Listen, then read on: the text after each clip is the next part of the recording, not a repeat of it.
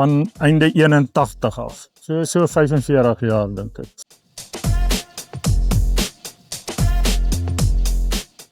Het is lekker om dit te plant en is dit lekker om dit te sien as dit opkom en dan is dit baie lekkerder om te sien as hulle uitkom en daar's 'n goeie oes en die pryse is reg. Dan gaan dit goed met ons almal en met die mense wat om ons lewe, want ons spandeer weer al ons geld aan die ander mense om ons om goed te koop.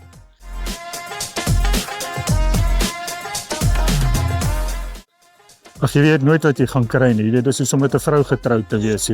Jy sit iets in die grond, jy weet nie wat jy daar uitkry nie. Partykeer verras dit jou, partykeer verras dit jou slegter as ander keer, maar is altyd 'n verrassing.